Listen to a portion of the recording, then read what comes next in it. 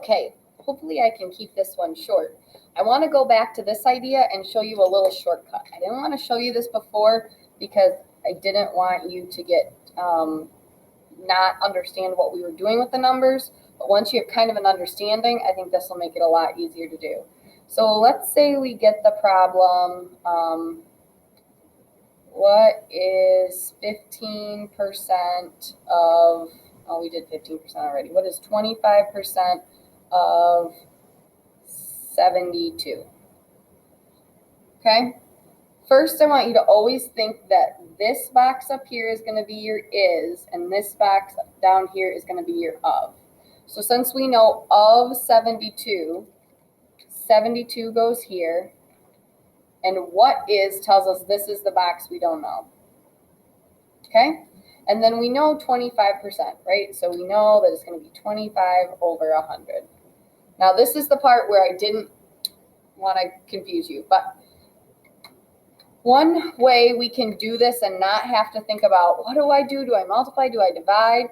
You take you look at this in terms of diagonals, and you take the diagonal that has two numbers in it, okay? And you multiply those together. So 72 times 25 is 1,800. And then you divide it by the lonely guy. So I kind of think of it as a rhyme, like, how did it go? Take the 2 and multiply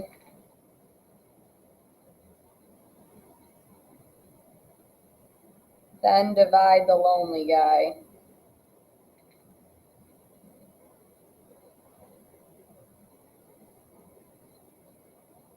So we have 1,800, and we're going to divide by the lonely guy, which is 100, and get 18.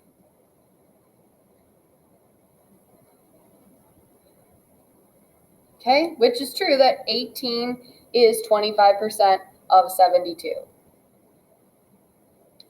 Now ask ourselves, does it work on a problem where we need to know the whole?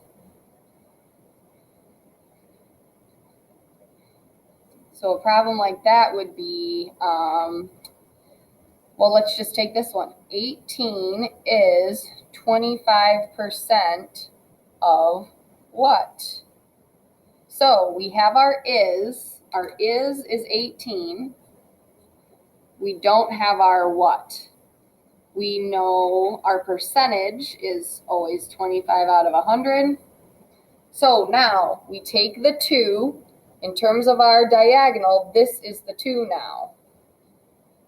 Take the 2 and multiply. So 18 times 100 equals 1,800. Divide it by the lonely guy, which is 25. 1,800 divided by 25 is 72, which is just what we got before.